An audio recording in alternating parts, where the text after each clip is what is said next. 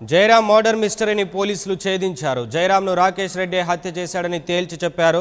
జయరాం హత్య కేసు నిందితులు రాకేష్ రెడ్డి డ్రైవర్లను నందిగామ డీఎస్పీ ఆఫీస్కు పోలీసులు మీడియా ముందు ప్రవేశపెట్టారు.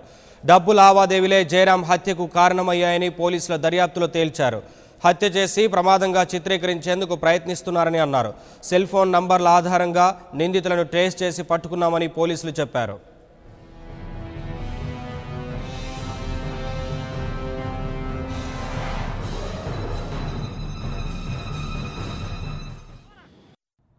శిఖా చౌదరితో కూడా మాట్లాడడం జరిగింది. శిఖా చౌదరితో కూడా ఇన్ఫర్మేషన్ తీసుకోవడం జరిగింది. ఆ ఇన్ఫర్మేషన్ పరంగా వారు కూడా ఒప్పుకున్నారు. కానీ ఎట్లా పరిచయం ఎవరితో అయింది, ఎవరితో సంబంధాలు ఉన్నాయి, వాళ్ళు కొన్ని ఇన్ఫర్మేషన్ మాకు ఇచ్చింది. మన ఇన్ఫర్మేషన్ పరంగా ఇప్పటి వరకు రాకేష్ చౌదరిలో అండ్ శిఖా మధ్యలో కొన్ని నెలల నుంచి అసలు సంబంధం లేదు. అంతకుముందు వాళ్ళకి రిలేషన్ ఉన్నాయి. బట్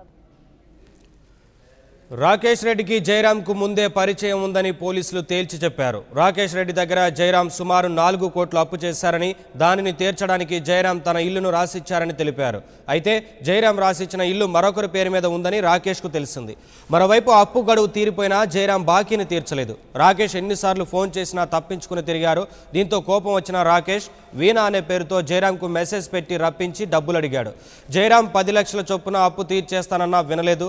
జనవరి 31న జయరాంను రాకేష్ రెడ్డి కొట్టాడు. దీంతో జయరాం సోఫాలో కింద పడిపోయాడు. మరోవైపు అప్పుడే జయరాం చనిపోయాడు. అయితే ముందే అనుకున్న ప్లాన్ ప్రకారం యాక్సిడెంట్గా చిత్రీకరించేందుకు రాకేష్ రెడ్డి ప్రయత్నించాడు. దీనికోసం రాకేష్ రెడ్డి ఇద్దరు పోలీసు అధికారుల సలహాలు కూడా తీసుకున్నాడు. ఇది ఎవరైనా అక్యూజ్డ్ ఉన్నారు, దీని కేసులో మర్డర్ చేశారు. రాకేష్ రెడ్డి వారు హైదరాబాద్లో చాలా సెటిల్మెంట్ పని చేసేవారు. రియల్ ఎస్టేట్ వర్క్ కూడా చేస్తారు వాళ్ళు అంటున్నారు. వాళ్ళు కన్ఫెషన్లో అన్నారు. పరిచయం గురించి వారు చెప్పిన పరంగా ఎప్పుడో డిస్ట్రిక్ట్ సిగర్పాటి జయరాం గారికి కంపెనీలో కుతుబుల్లాపూర్లో ఏరియాలో లాక్ అవుట్ వచ్చింది. కంపెనీలో ఫైనాన్షియల్ ప్రాబ్లం వచ్చింది. ఆ ప్రాబ్లంలో వాళ్ళు హెల్ప్ చేశారు. కార్మిక ఇష్యూలో హెల్ప్ చేసినాక అప్పటి నుంచి పరిచయం అయింది. మళ్ళీ మధ్యలో జయరాం గారు దాదాపు 2.25 crore రూపీస్ కూడా తీసుకున్నారు. మళ్ళీ ఇంకొకసారి 1.12 crore కూడా వారితో తీసుకున్నారు. ఫైనాన్షియల్ హెల్ప్ తీసుకున్నారు.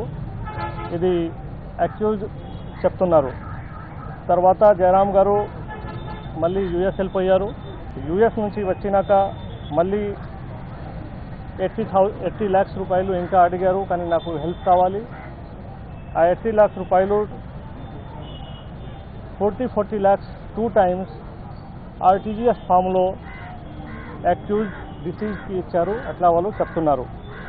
వారు చెప్పారు కి ఒక టైం లిమిట్ సెట్ చేశారు. ఆ టైం లిమిట్ వరకు నేను మీకు డబ్బు ఇవ్వకపోతే ఇది హౌస్ అది మీది ఉంది.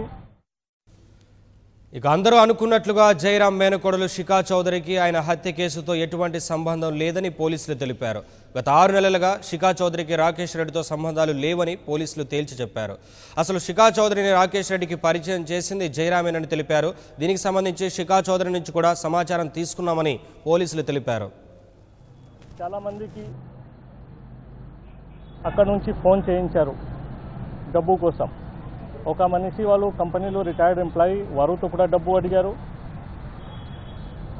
వారు డబ్బు చెప్పారు కి నా దగ్గర ఇమీడియట్గా లిక్విడ్ మనీ లేదు. బట్ బాగా రిక్వెస్ట్ చేశారు. రిక్వెస్ట్ వలన వాళ్ళు ఏదో విధంగా 6 lakhs రూపీ అరేంజ్ చేసి మళ్ళీ వాళ్ళు అడిగి ఎక్కడ ఇవ్వాలి, ఏ ప్లేస్లో, 10 పల్లా హోటల్లో అక్కడ ఒక మనిషి వస్తారు, తీసుకుంటారు, అది చెప్పి అక్కడ పంపడం జరిగింది. అక్కడ ఒక మనిషి వచ్చేసి డబ్బు తీసుకున్నారు. ఈ మధ్యలో ఇంకా కొంతమందికి వాళ్ళు ఫోన్ చేయించారు డబ్బు కోసం. శిఖా చౌదరికి కూడా ఫోన్ చేశారు డబ్బు కోసం. బట్ వారు చెప్పిన పరంగా వారు డబ్బు ఇవ్వలేదు. వాళ్ళు చెప్పింది మా దగ్గర డబ్బు లేదు. ఈ మధ్యలో ఫ్రస్ట్రేషన్లో గురి, కానీ ఇంకా డబ్బు మాకు దొరకట్లేదు. వాళ్ళు 31/1/19కి కొట్టారు, స్లాబ్ చేశారు, కొన్ని కొట్టారు. కొట్టినాక వాళ్ళు సోఫా మీద కింద పడ్డారు. సోఫా మీద కింద పడితే ఈవెన్కి రాత్రిలో కూడా వాళ్ళకి ఫిజికల్ హెరాస్ చేశారు. దానివల్ల కానీ వాళ్ళు మెడిసిన్ కూడా అవసరం ఉన్నాయో వాళ్ళు అడిగారు. యాక్యూజ్ చెప్పడం పరంగా వాళ్ళు లోకల్ నుంచి కొన్ని మెడిసిన్ కూడా తీసుకొని ఇచ్చారు. ఇది మళ్ళీ వెరిఫై చేయాలి. ఇది మొత్తం సోఫా మీద కింద పడిన తర్వాత వాళ్ళు హెడ్కి సోఫా మీద ప్రెస్ చేశారు. ప్రెస్ చేయడం వలన కొన్నిసేపు తర్వాత డిసీజ్ జయరాం గారు చనిపోయారు. చనిపోయిన తర్వాత వాళ్ళు ప్లాన్ చేసి ఇటు సైడ్కి తీసుకువస్తాము, కానీ జయరాం గారికి ఆల్రెడీ ఒక ప్లాన్ ఉంది ఇక్కడ రావడమా విజయవాడకి. ఆ ప్లాన్ పరంగా వాళ్ళకి తీసుకువస్తే అందరూ అనుకుంటారు కి ఆ ప్లాన్ పరంగా వెళ్ళిపోతున్నారు. ఈ మధ్యలో వారు చెప్పిన పరంగా వాళ్ళు కన్ఫెషన్ పరంగా ఇద్దరు పోలీస్ ఆఫీసర్కి పేరు కూడా చెప్పారు. నల్గొండ సిఐ శ్రీనివాస్ గారు అండ్ ఏసీపీ ఇబ్రాహీంపట్నం హైదరాబాద్లో మల్లారెడ్డి గారికి పేరు చెప్పారు. వారు కూడా సజెషన్ తీసుకున్నాను. కొన్నిసేపు మాట్లాడడం మనకు కూడా టెక్నికల్ ఎవిడెన్స్ పరంగా వచ్చింది. బట్ ఇది మొత్తం వెరిఫై చేయాలి. ఇది అక్యూజ్డ్ కన్ఫెషన్ ఇది ఉంది, అంతవరకు వాళ్ళు చెప్పడమా. సో ఇది కేసుకి ఇది బేసిక్ డీటెయిల్ ఉంది. ఆ డీటెయిల్ పరంగా వారు వాచ్మెన్కి హెల్ప్ తీసుకొని ఆ డెడ్ బాడీకి కార్లో పెట్టారు అక్కడ.